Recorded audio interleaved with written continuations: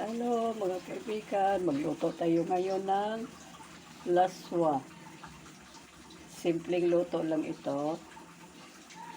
Pakulo lang tayo ng sibuyas. At pag ito'y nakulo na, ilagay po natin ang gulay. Ayan. Sabay-sabay na natin ilagay ang gulay. Ito yung laswa sa Ilonggo. Wala pong maraming sahog yan. Yan, ganyan lang. Pinakulo ang gulay. At mayroon ako ditong tawag sa amin ay kalkag. Lagyan ko po siya ng kalkag. Yan. Lagyan ko siya, konti lang. Ito yung pampalasa lang. Yan.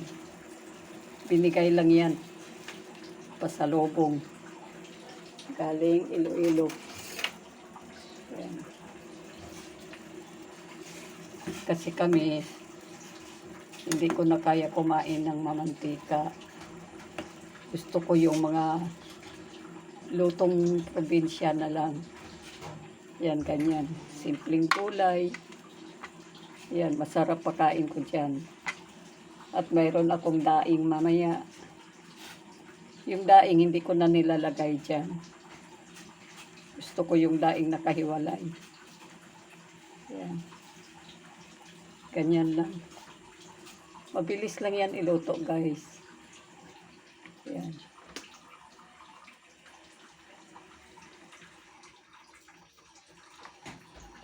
Ganyan ang mga nanay. Hindi na mahilig kumain ng mga karne. Lalo mayroon ng mga sakit-sakit. Ito na lang igagawin nyo. Kayo na bahala kung gusto nyo maglagay ng sibuyas, ng kamatis. Pero ako, sibuyas lang nilalagay ko. Hindi ako naglalagay ng kamatis.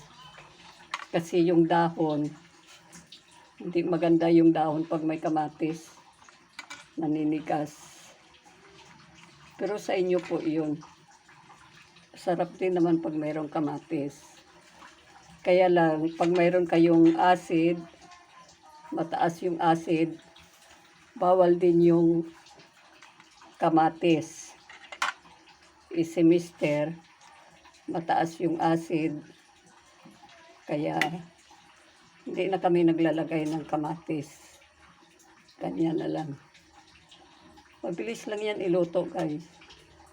Pagkulo niya, ilang minutes lang. Yan, takpan lang natin.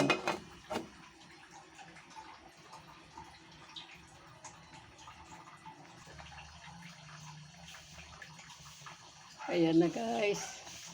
Malapit na. Ayan, luto na siya. Ready to eat na. Ayan, ganyan lang kabilis. Ayan. May gulay na tayo.